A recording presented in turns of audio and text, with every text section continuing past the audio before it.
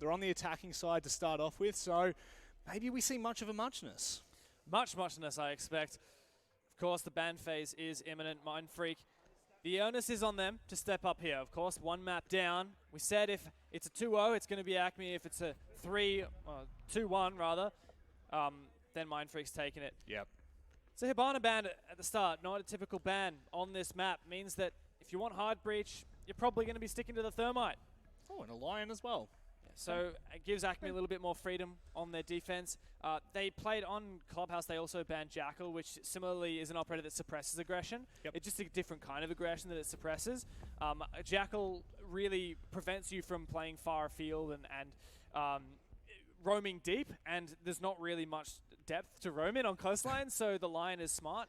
It's going to prevent Mindfreak from really nailing down their executes with that operator. Yeah, so Maestro, much the same from the previous as well, and the Mirror, identical defensive bans. Again, we generally have a little rotation that we see. Sometimes we stray away from the norm, but majority of the time we do see similar bans coming through from the defensive side anyway. So Echo left in and Valkyrie left in. They're the two big hitters on coastline in my eyes. Both information gatherers that can allow you to really play into aggression and retain that map control. Valkyrie cameras in particular, really great for throwing outside. Going for those aggressive runouts, maybe even C4s, stuff like that. And the Echo also not only for denying plant, but also interior map control, getting that information, enabling your roamers, enabling your site retakes as well. So we're going to see this IQ played pretty much every single round by the attacking team, regardless of who's attacking, because you really need to hard counter those Echoes and Valkyries. We actually have a Mozzie as well for information gathering, so as if Mindfreak didn't have enough, they should really know everything that's going on in the entire map. Yeah, they've pretty much got everything, don't they? They've got everything they need that was still left in, so again, like you're saying, there should be plenty of information being gained, as well as the smoke to give them a little bit more of the deny into war the site, the executes that might come in. And maybe when you see that Monty, maybe you're thinking, yep, they're going to go for that just brute force straight in, and the smoke's a perfect way to try and deny that as well. Mindfreak do have a very well-rounded lineup. And as for ACME onto this attack, I think the one that sticks out would be the Gridlock. Yep. We actually have both Australian operators released in Burnt Horizon, Mozzie and Gridlock here in this first round, which I love to see. Gridlock is great at not necessarily hard-holding flanks, but just creating a carpet of those track stingers, especially on staircases and narrow hallways, that force the defenders to make noise if they want to push up through there. Yeah. It doesn't prevent them from pushing up. It doesn't kill them as they try to push up. It just alerts you, and it forces them to take time, effort, and actually ammo out of their clip. You know, if you think, okay, I've got to shoot out 10 track stingers and then take a gunfight, well, that's a third of your clip gone. We actually saw, when was it? Probably 2-3 months ago now, a way to counter that with just the silence pistol, secondary coming through. But, you know, again, you still have to be a fair way away for that to work. So something like Coastline, maybe not so viable with that, but still. I will see. Anyhow, it is a hookah defense for the first time around. What an aggressive peek for Kings. He knows ACME wants it, and he'll take the fight right to him. Hills is also going to kick it off early with the kill onto the smoke. That's Shaq. So a lot of that area denial now taken off the board. Mindfreak won't be able to really kind of just call the round on their side with 30 seconds to go. They'll have to play vigilant through and through. But ACME have lost their smoke grenades, their only smoke grenades that was in the hands of the Gridlock. So their executes will be a little bit more difficult. Yeah, tip for tat. Roam, well, not roam clear, rather flank clear for a denial. Yeah. I get what you're saying. Mindfreak are going to be pretty comfy on those flanks. Yeah. They're not going to have that specific operator to deny that. In fact, they are playing quite far afield at the moment. That's one downstairs in Cutie. As we can see, IQ instrumental in this information denial. Getting rid of one of the yokais. That's a nice pick early. Almost as important as getting a frag onto a player. Those yokais benefit the team so very much. You were saying the IQ is going to be vitally important for both of these rather attacking sides as they come through. So minute 10 burnt off of the clock.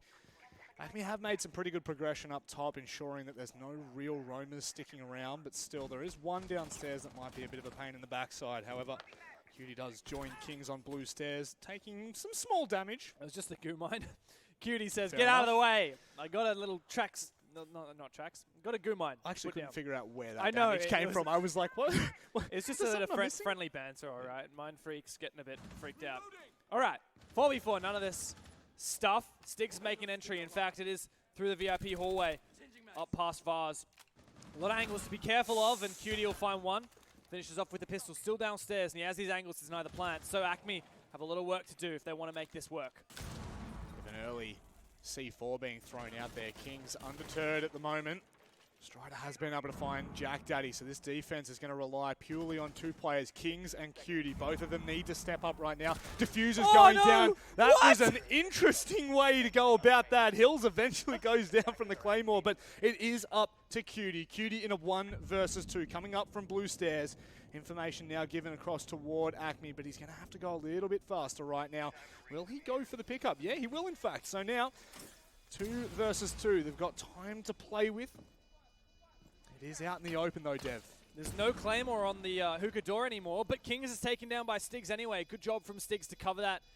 Now Cutie has to go for this defuse, but he's also got to contend with this upside down rappel. A fight you should never win. Also the wall's open. He's basically a dead man. There's no way he can safely defuse this, and Crossfire is going to be the end of him, and ACME come out of the gate swinging. That was a really nice round from ACME, not only to have that wall open, but the second they plant, both players straight off site, not looking to take the contest completely or utterly disinterested in it, in fact. And the fact that they're still watching that run out from Kings on the Echo, it all just kind of adds up, accumulates, and that's...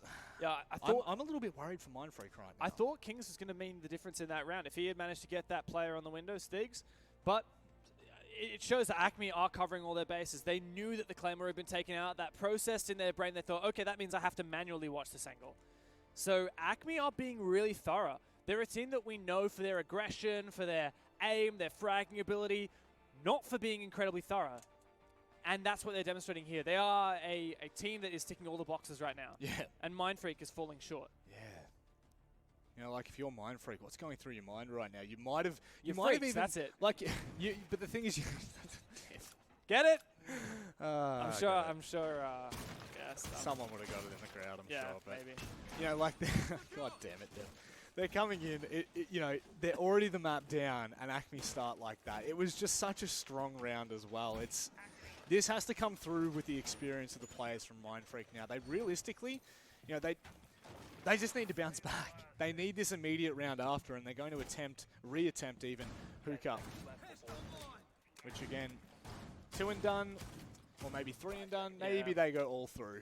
Who knows? Mindfreak weren't so good on Clubhouse at reattempting the same bomb site, in contrast to ACME, who would lose a bomb site, go and retake it, and then win it out. Did that twice. So Mindfreak do have their work cut out for them here. They do have a nice hold here, a nice idea. They have a lot of utility, but slowly but surely, ACME do enclose in. They've traded out the... Oh, they haven't actually traded out the gridlock. They've kept the gridlock, but got the Nomad. And the Dokkaebi as well? Yeah, the Dokkaebi wasn't there last time. So there we go. They've traded... Dokkaebi's going to get a kill. So Cutie, who was roaming all kinds downstairs last round, he'll be taken out early inside a kitchen. Nope. I can't even see his body. Way back in kitchen, I guess. No, he just went for a run out.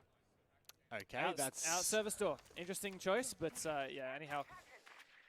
ACME are curbing the aggression that Mindfreak are trying to play out. Mindfreak are thinking, look guys, we needed some more oomph last round. If you remember at the start of last round, it was an early 4v4, and now it's an early 5v3 for ACME. This is a huge improvement on the last round, which they already won. They can now play with all the time in the world. 2 minutes down, Dev, and they have, oh my word, a 2 versus 5.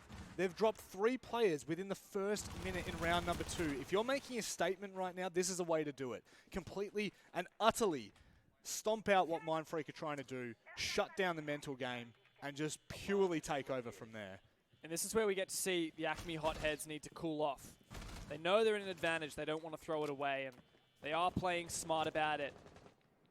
Gathering this information, using those Dokkaebi calls, the logic bomb, the track stinging out to prevent this aggression, smoke grenades coming out, baiting out that C4, but it gets a kill. That's not too bad. Still a lot of work to do for Mindfreak.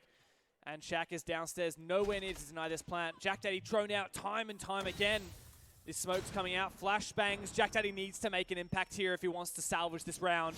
Shaq also going hand with the SMG-11, but he's the last one left. 2 kills, but that's not enough. And that's 2 rounds straight for ACME. They are really showing up in this second map as well. And attacking just seems to be the side where they feel at home the most, and it's been very, very impressive already from map number 1 leading into map number 2. But we've seen a 2 versus 4. 2 versus 5 might have been a little bit too much to ask for coming out from Mindfreak there. They do take the Capitao instead of the big boy. The big boy. No. I'm not sure what you're going for then, but all right. Gridlock. Yeah. So it is. Yeah, it's a kitchen defense this time around. Kitchen is something that we've seen come into the meta a lot in just generally overseas in particular. Europe loves their kitchen. It kind of became the default bomb site. Hookah's now Hookah was always something that ANZ held onto, especially Mindfreak, and it seems to be that that's now interestingly. What you usually see, you see the European meta gradually kind of seeps into the metas around the world, and it finally gets to ANZ. But what we're actually seeing is ANZ never quite caught up with Europe, and now Europe has gone back to what ANZ does. so now we're just seeing, like, Hookah is the play.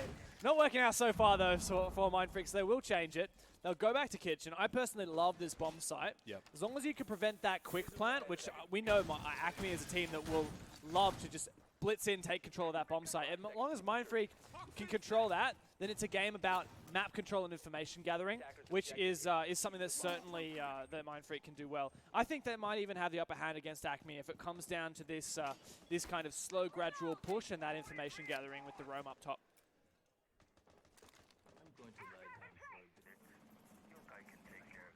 ACME, the question is, are we going to see them take their sweet time, or are we going to see a real trend develop with them and really being able to find those opening picks, capitalize on maybe misplays from Mindfreak, misinformation even. That's what we saw last round, right? Yep. Cutie went for a run out. Stiggs took him out nice and early. That aggression from Mindfreak so early in the round didn't work out. Man, Again. it's got to be a stinger for Mindfreak. Stiggs, 2 rounds in a row, finds an early pick from this position. Have we seen one smoke bay go off yet? I don't think so. Shaq's had a hard couple rounds. He goes off with the SMG-11, right? Yep. He got 2 frags at the end of that last round, but he's got to stay alive until that point. Yeah.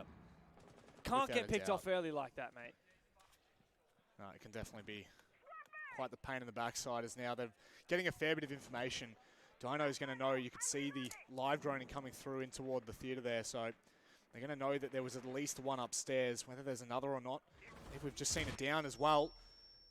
This is not looking good at all. Stiggs will be finished off by Cutie, but are they going to be able to continue this trend? Cutie doubles down, finds Dino as well. Brought back to the 3 versus 3. This is looking a little bit more doable for Mindfreak. Cutie's doing good stuff on the roam game, and now we can see Yokai's on the objective, spotted out by Haywood, but he can't destroy them through that concrete floor. It's a 3v3, as you mentioned, Rob, even according to the man count, but ACME do have a decent amount of map control. They haven't unhinged some of these core players, though, from Mindfreak, and that's what Haywood's job is right now, upstairs, opening up that floor, finding angles onto the defenders downstairs. But Mindfreak still have control of lobby, and that's one of the most important areas. Control of lobby means you can prevent anyone trying to push into bathroom. Mindfreak at the moment sitting pretty, and ACME haven't committed to a single push. 45 seconds left. Crunch time will eventually be brought through. Strider will now join back with the rest of his team. Just putting a little bit of pressure toward that main entrance. Already being spotted. He will be wrapping around into toward kitchen. Hills has already made his way in, but won't expect a closer player in Kings. The free kill goes down. Haywood now tries to leg it to try and support Strider, but it might be too little too late. No, hang on. Strider's been able to find a kill and now starts to turn back around, but Cutie comes through for the triple. Will he be able to get any more done here, Strider? We've seen him step up time and time again, but not again. Not this time. He's put down, and Mindfreak, much better.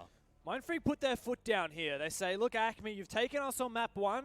We almost got you to overtime, but not quite. And now we've had a slow start here. When do we see Mindfreak wake up?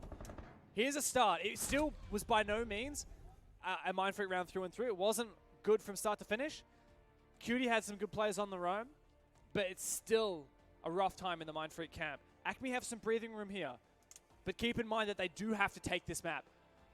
In my eyes. I mean, they don't objectively have to take this map. They can lose this and then win on Villa, but I just don't see that happening. So in my eyes, ACME, they got to make a splash here. Yep. They're not experienced LAN players. They don't necessarily have that level of stamina. They don't have that level of the mental fortitude that is required.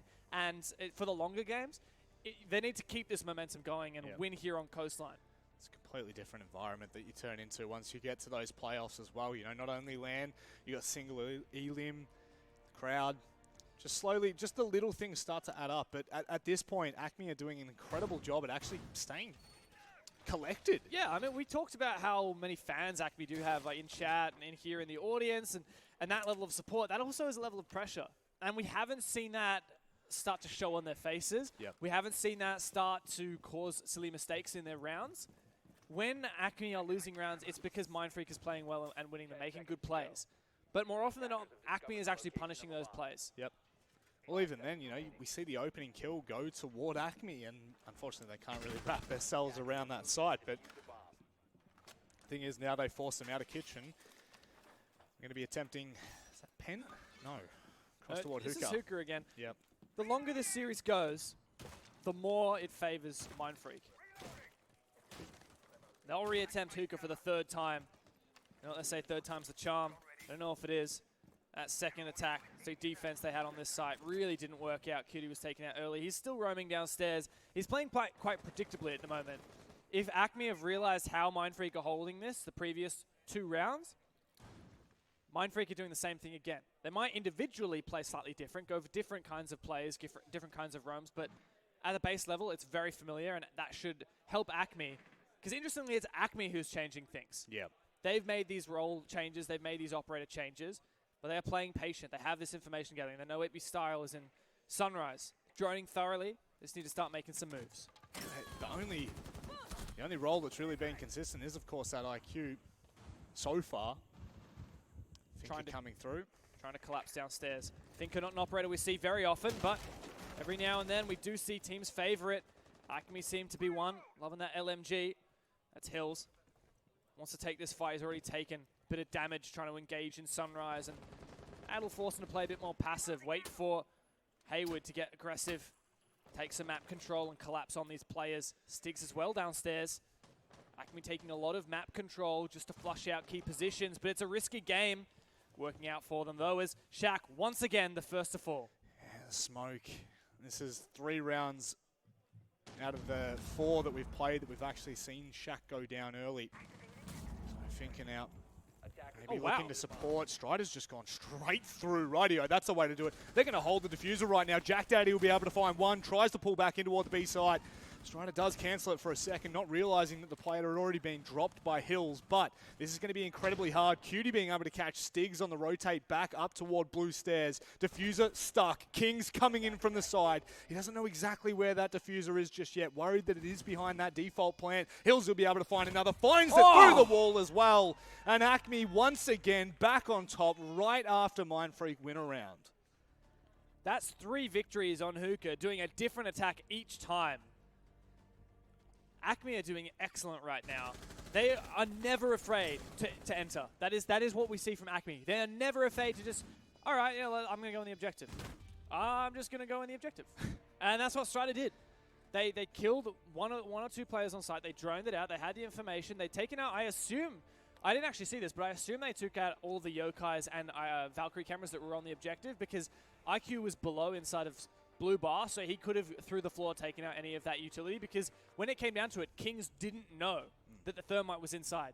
When the plant went down, he was still looking at the default plant spot instead of close to the wall where Strider would actually plant it. So a lot of good information gathering denial from ACME. There's a lot of levels of relation there, but it makes sense if you think about it. The IQ being used to full effect, right? Yes, of and course. Then capitalizing upon that with good entries. Yep. Not just entries to frag out, but entries also to take that ground, bait the Mindfreak players into playing aggressively, in which ACME are ready to receive. So Mindfreak have learnt their lesson. I don't know whether they're even realistically going to re-attempt Hookah at all now. I believe they're going to be able to go back to Kitchen after this, but we are at Penthouse. You really need to be winning some more of these defenses. If they can split it 3-3, then that's a very good position. If they can split it 2-4, that's not too bad. But with how the first game went, I don't have full confidence in Mindfreak's ability to bounce back on their attack, especially because Mindfreak are going to be psyched out. Yep. They lost map 1. they are the favored team here, right? On paper, Mindfreak have more experience. They have the Pro League games that they play, and they have a lot of VODs on ACME from the Six Masters as well. Mindfreak should win this best of 3 on paper, according to previous results. Yep. ACME are the new blood. And Mindfreak, if they start to fall behind, then that's surely going to put a dint in their armor that really, I think that ACME can fully capitalize upon. And again, it's the hunger, right? It's the hunger of wanting to be the team that takes down Mindfreak at the same time. You know, ACME have something to prove. As much as they come in and much of a discussion around they have nothing to lose, they also have everything to prove right now. So, you know, this is a team that we haven't seen the greatest results from across basically the entirety of the results. That was a terrible sentence, but you get what I'm saying. Across everything we see them in, you know, it's good to see at Six Masters they've been able to turn up, and on land just so vitally important. But for now, we have sent a little bit of damage done onto the Zofia over on Hills. Just for now. It's a VIP hold for Mindfreak. 2 ACOG, well 3 ACOGs all up. Both Doc and Rook with the MP5 ACOGs in VIP. Something we see August do very frequently. Playing aggressively. Double peeking that big window in VIP and also the guitar room door. Cutie and Itby style need to be landing their shots in this position in order to do their job well. But ACME look to be taking map control. Stiggs is in a decent position, but he's got to contend with so many players. King's on 90. Really should be winning these engagements. He has the ACOG, low recoil weapon, and he does. Take down Dino. Itby style, a nice one tap onto Strider. Not much left for ACME to do now. They've got to desperately push, and they haven't taken out any of these key fragging players. Ooh. Finally, Kings goes down, and Stiggs wants more. He wants so much more. He's going in. Wants to find this player in VIP, but there's so much work to do, and the rest of his teammates are pushing from theater. This is the thing right now, you know, yes, ACME are down, but still at any moment one of them could just go completely through, and Haywood was generally the player we saw on Clubhouse step up right when the team needed, right when they needed space to be made on a side. He was the one to do it, but now it looks like Stiggs is going to have to take point of contact. He has been able to spot out that player just hiding in behind. However, he's not going to take the fight. This is really awkward for ACME right now. And with Shaq still on that smoke, it's going to buy so much time. Hills surely can't get anything done at this point. 20 seconds left. All but one hit. Does actually completely rip off the head of Jack Daddy, and that could have been interesting. Still does have that lifeline, so an opportunity goes begging right now for Mindfreak. 10 seconds left. I still don't think there's enough time for him to get this done, but maybe salvage the KD. Yeah, he's going to do that. Going to concuss himself. Doesn't work out in the end. Mindfreak, I mean, that's not a team that looks happy that they just won a round. No. But they did. And look, there you go. See, I like that. Fist pumps. That's what we need to see after every round, guys. Come on. Step up. Get yourself energized. Fist pump. There you go. After the round. We're going to fist pump too, Manic. Yeah, every time. Every single time. Mindfreak back in the game. But my question is, why did you have to wait that long before going to Penthouse? You tried hookah 3 times. Yeah. It didn't work. And Penthouse first time. Same thing with Kitchen, right? What is it? Repetition? No. Insanity. Yeah, right? They're trying the same thing over and over and thinking you're going to have a different result. Yep. Interestingly, it was ACME who was changing up their strategies between the rounds. Right. Not Mindfreak on that hookah defense. Finally, things have started keying in. This is the last round of defense for Mindfreak. So back to Kitchen. This gives us more hope as we head back to the only site, rather, before the last round that we'd seen Mindfreak successfully take even. Things have changed up a bit, haven't they, since last game? Hills is now at the top of the scoreboard. Yep. Making a lot of those frags happen on the attacking side. He is playing an aggressive role. We've seen Cutie have a lot of success roaming on Legion as well. Downstairs, mixed success. Some rounds where it hasn't quite worked out, but still it's up in the air here. Kitchen was won by Mindfreak last time, but got reasonably close. ACME do have some good strategies here. Took control of top floor quite successfully. Of course, trying to flush out these key anchor positions was the struggle for ACME. They didn't fully open up the VIP room floor. Now they have the Buck. And it's Strider who's playing Buck. I don't know if you know this. Strider is the notorious Buck player. He was like the Buck player of ANZ. Back when I used to coach his team, we used to call him the Coconut Man because he would find so many kills with these frag grenades. Finally, on a fragging operator, Strider, who top fragged on Clubhouse playing Thermite, he's given that freedom and hopefully he's going to step up. Definitely needs to. Well, I guess not at a certain point. Actually doesn't need to. The rest of ACME are doing an incredible job at, you know, securing rounds, finding frags. That said, we know that ACME really need to be winning this map, and 4-2 is a much more comfortable scoreline to be heading into to the second half rather than 3-3. I would be a bit worried for ACME if we're going 3-3. I think if ACME win this map, going into a 3-3 second half, I think that's only happening in overtime, and you know anything can happen in overtime. Yeah, it's where the dreams are made and crushed, all in the same small token. It's life is cruel almost in overtime. You love it, but you hate it. Things turn on its head. It certainly does. But for now, Mindfreak, their tournament might be turned on its head if they cannot realistically secure more rounds than the 3 that they're after here. 4-2 still wouldn't be the worst half, but obviously want to give themselves more room to breathe after this. Would be this exact a replica of the result that we saw as Haywood doesn't want to shoot that camera, give away his position, so he'll leave it on just up for now. No one was on it, of course. Haywood primed to make an aggressive play in through the bathroom. He should really be checking for lesion mines on that doorway, because that would really cause him to have a bad time if Kings is protected by one of those, but he may well find an entry here. Kings, though, does drone out that position. And eventually Cutie takes him out from above. That was inside of theater, through the floor, opened up a hole with an impact grenade, which we did here, and then finished him off with the pistol. Great job from Cutie roaming upstairs, and the information gathered by Kings to enable it.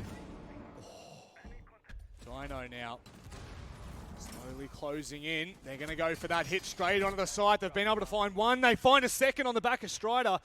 Completely rips open the side, and all Hills from behind as well as they try to make the rotate through. Strider does have the site successfully. Hills needs to get across and actually give him some cover as he goes for that plant, but they've still got a lot of time on the board here, Dev.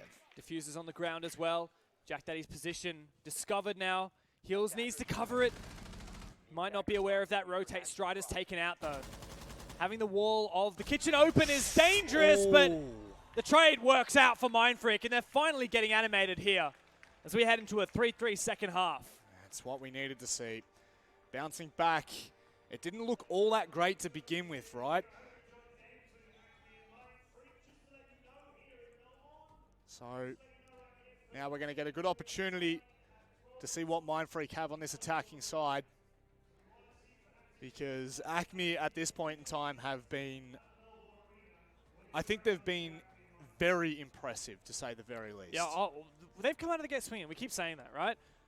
ACME are really good online. I don't want to discredit them. Yep. But it's a different beast, and they don't play Pro League, and we don't see as much of them. We see them do really well in what they do play most of the time, except for that one Challenge League game that pushed them out.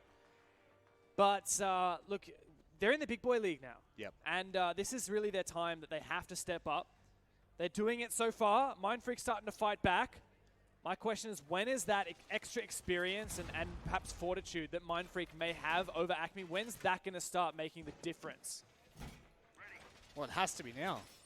It has to be in the second half, right? We want to talk about maybe pushing it to a third map. We need to push it to a third map at this point, and if there's anywhere to start, it had to be last round. It had to be the last round of the half, stepping off on the right foot, and they've done exactly that. So now they've got some time to play with, and I would dare say this is where we might start to see a bit of the experience that we've been talking about so often come through and really shine. Look, Hippie Styles on Ash as well, right? He doesn't have to play the Hibana anymore.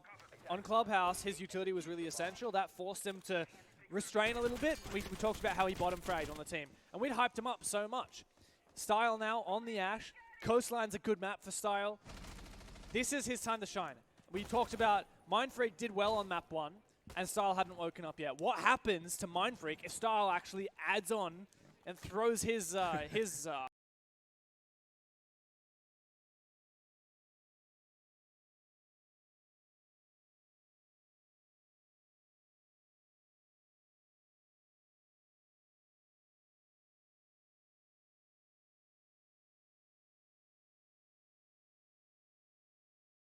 by the horns per se. So Beauty's going to almost make contact early on. Want to on the other side of blue. Is a bit of a roam for ACME. Starting it off on this downstairs. Try to roam downstairs, but not quite sure exactly if they're going to try to stick there. Typically, you want to rotate there late. A lot of damage exchanged. Ippy style taken low. That'll reduce his confidence if he decides to go for an entry or a roam clear. And yeah, that'll definitely reduce his confidence. So he's going to sit out the rest of the round. Sit on cam style.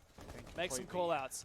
Completely sidelined, Dev. That's not exactly what you want to see. My word, Shaq thought for a second maybe had the prime grenade. Could have worked a treat. He's still trying to find it as well. Perfect job from Shaq and Jack Daddy. Pincing that player inside of the cocktail bar. Jack Daddy on the window, Shaq from below to move his position out, prevent him from playing in that safe spot behind the bar. And that does even the numbers. Taking out some of these anchor players will be essential for Mindfreak. But a great angle from Strider. The long one over onto Kings. Big man down now. Just 3 players left for Mindfreak, and Shaq takes a ton of damage. I think that was his own grenade, in fact. That's not exactly what you're looking to see when you're starting to crunch on in. Jack Daddy with a nice read as he comes back across. He is getting tagged back, however. Cutie does have the long line through from Aquarium. Got a lot of work to do. Stiggs is going to go aggressive and find the free kill? Question mark, nope. Exclamation mark, finds it. Oh, in the meantime, nicely done from Shaq to find that. Yeah, I mean, it was a good play from Stiggs. Eventually, he's taken out, but Hills, that was just an unnecessary jump out.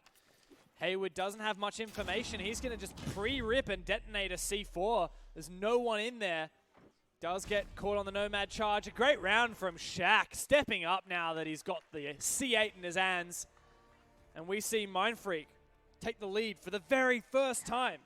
ACME looked really comfortable to begin with there. They had nice lines being held.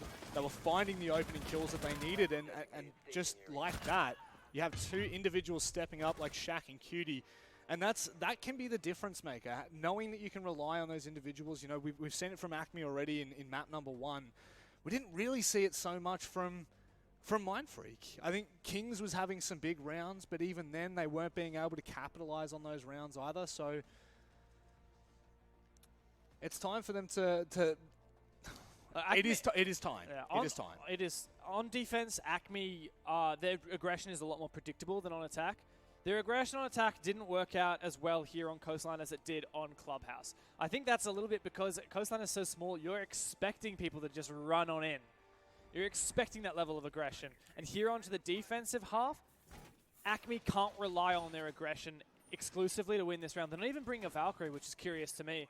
I would have thought that would be a pivotal part of their run-outs if they wanted to enable those kinds of plays. They did bring it last time. They've switched it out. I believe it's the Mozzie that they've subbed in for it. But there's a lot of question marks for me. Mindfreak did have a nice, well-calculated attack there. They worked together. Buck going below, flushing out that position, and then Jack on the window to finish off the player inside a cocktail. These kinds of key coordinated moments from Mindfreak are a bit of what we were missing from ACME. And every time ACME on their defense wanted to go for an aggressive play out low. You are literally talking about aggression, ACME. Yep, hello. Hey, at least that's not getting traded, right? So that's 1 player down. Kings is going to have to sit in the sidelines, call out to his teammates. So that is what we call, that's a smart aggressive play. I mean, yeah, it's easy to say it's smart because it worked, right? Yeah. But it was a fairly safe spawn peek. He went for that. We see ACME go for some safe plays, like Stiggs, when he heard that IQ was on a scanner. He went for that quick run out of hookah. That's a safe aggressive play. We saw Hills jump out of the hookah window straight to a Nomad charge. That's not a safe aggressive play. Even if he didn't know that there was a Nomad there, he should have known Nomad was in play, or there could be a Claymore there. ACME has some good plays, but there are also some miscalculations that are occurring. We need to see that refined. And as this weekend goes on, it has to be refined as we slowly progress into the semi-finals, right? Because we're just talking about the quarterfinals right now. Once it gets to the nitty-gritty, you know, you're right down to the wire, you have to. But now Cutie spraying away. Why not? They do get a bit of information. The winner of this match is facing August, right? So they have to step up. Hill's taken out nice and early. Ippy style getting himself back into the game on this Jackal.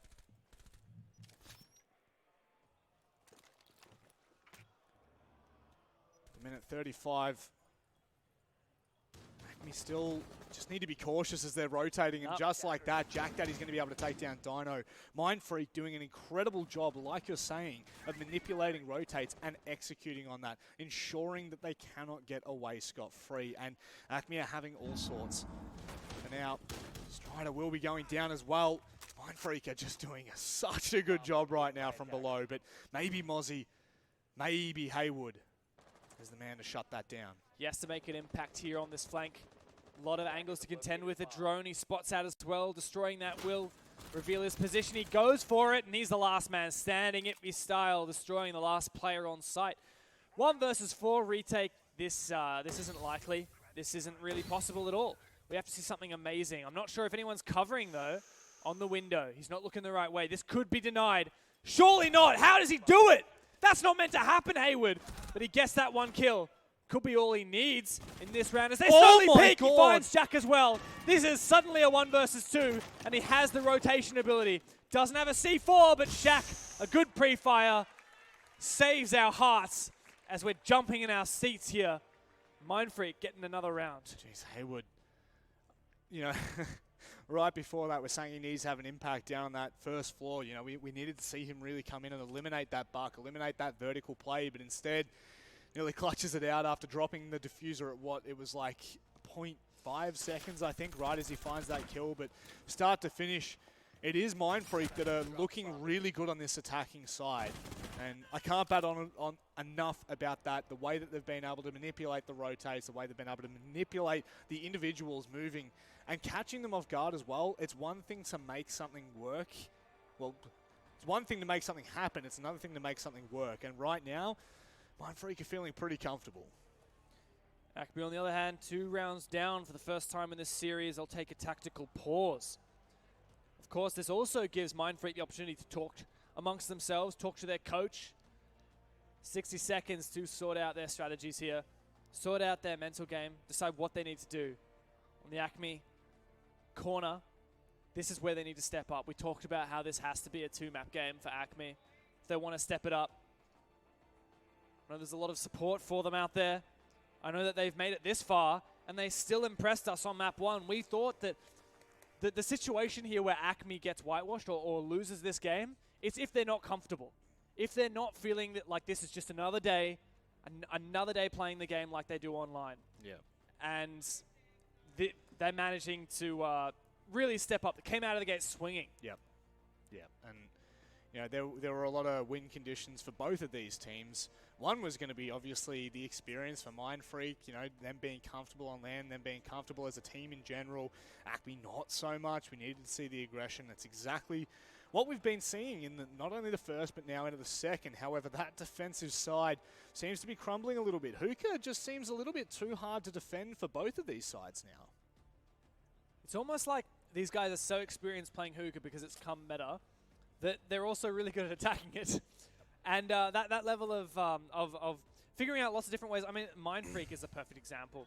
How they're attacking, they take control of below, flush out some key positions. The buck isn't necessarily trying to kill the players above them, but they're flushing them out, forcing that movement. And as you mentioned, the rotations from the defenders, it's such a dangerous game, and they're not really able to successfully rotate, successfully move away. If you stand here, you're going to die to the buck below. If you move, you're going to die to the guy on the window.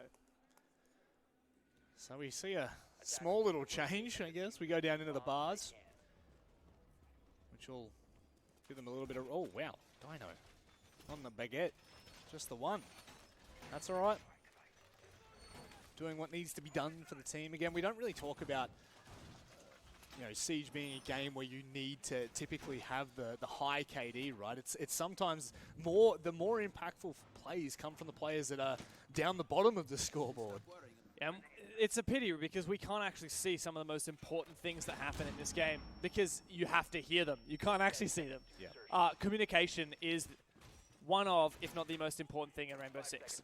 And communicating with your teammate, making a call out, sitting on a camera after you're dead, while you're safe on site, while you're roaming, sitting on a camera is such an important asset to the team. Getting that information to your roamers, it's what enables those kills. You might not get any credit on the scoreboard for that kill that your teammate got, but you'd called out, you'd told them where to go, you told them where to peek, and you essentially got that kill for them. Daddy Why not?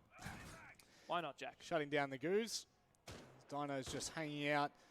We'll just hold for a moment longer. It's the first time we are seeing Blue Bar Sunrise Bar defended. It's downstairs directly underneath Hookah. So previously, Blue Bar and Sunrise Bar was taken control of by both of these teams as they were defending downstairs. Sorry, they're defending upstairs. They took control, used the buck vertically. This time they have to do the reverse, take control of above, then start using vertical pressure going down below.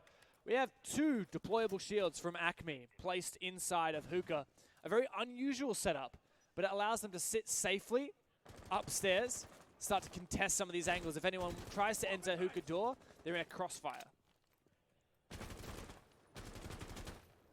Do have grenades, though, on the table.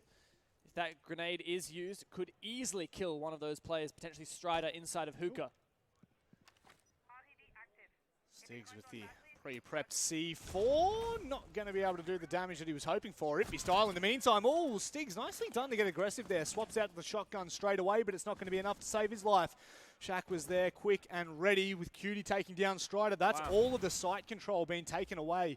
Rather, no. The offside control, yeah. The offside control. Taking that top floor now enables Mindfreak to start enabling this vertical play.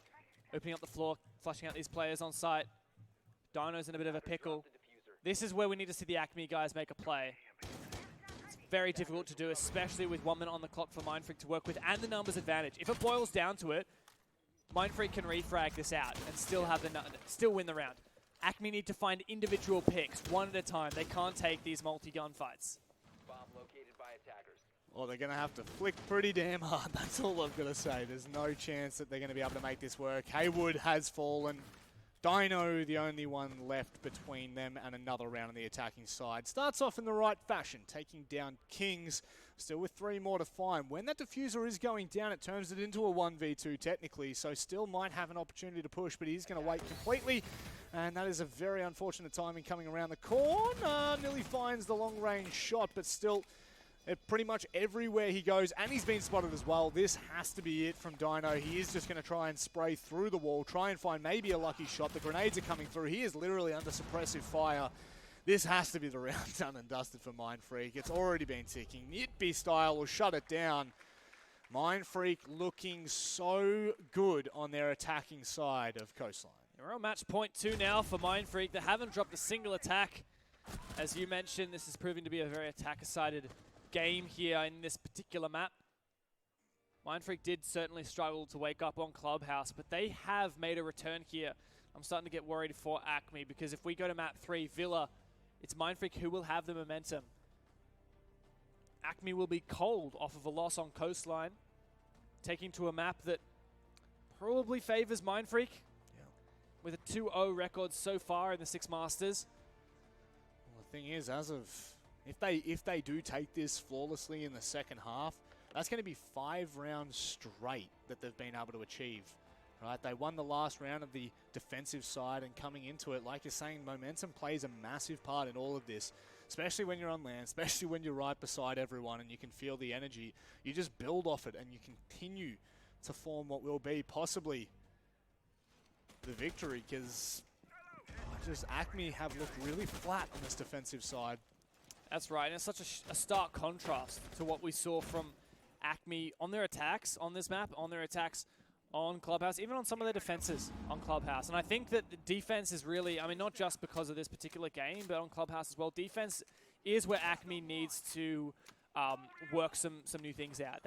When they're winning rounds, a lot of the time it's off of unexpected aggression. And on the defense, that's a bit more predictable, and it's just not working out for them. They don't have enough oomph. They don't have enough ways to counter what Mindfreak is trying, and we haven't seen adaptations that are working. Not enough oomph. I have not heard oomph in a long time.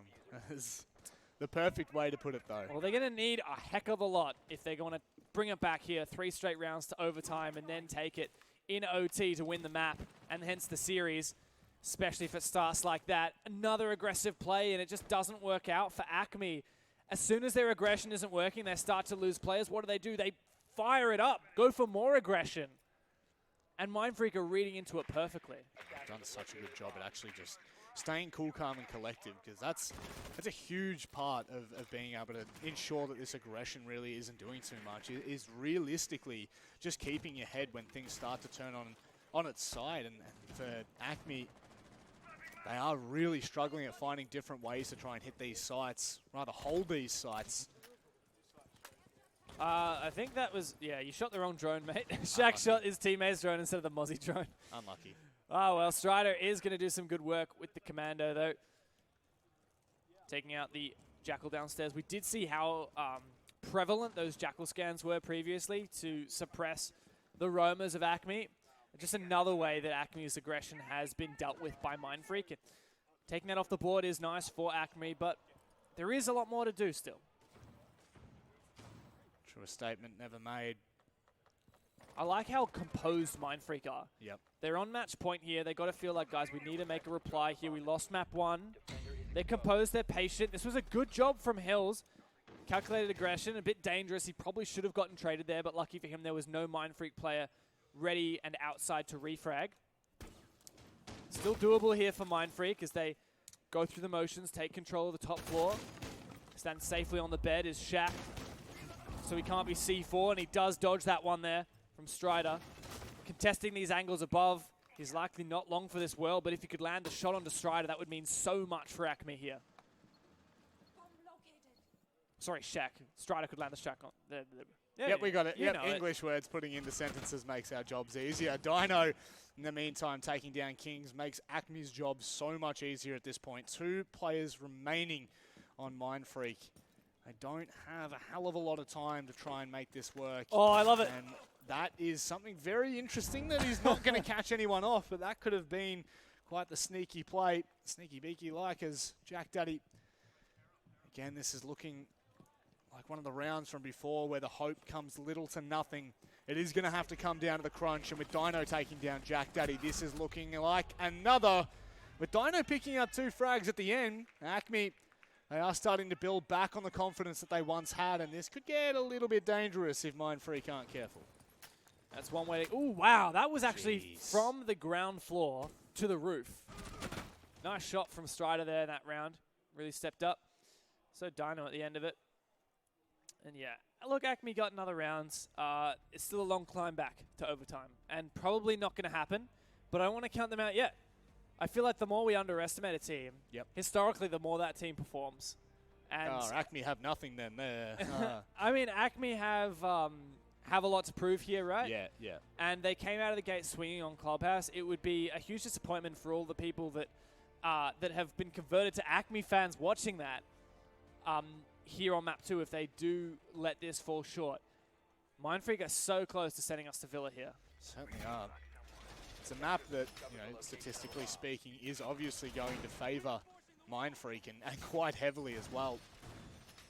You can see now, Nippy Style having a little bit more to do with this matchup, but Cutie and Strider both taking top fragging position on either team and overall. So we'll be seeing another round reattempted on that bar bomb site. 10 seconds left. It was a bit of a struggle previously for ACME on this defense. They've traded out some, they've traded in rather, some information gathering operators. The Pulse, namely Pulse, Valkyrie, Mozzie. So lots of information, and that's really the name of the game on Coastline.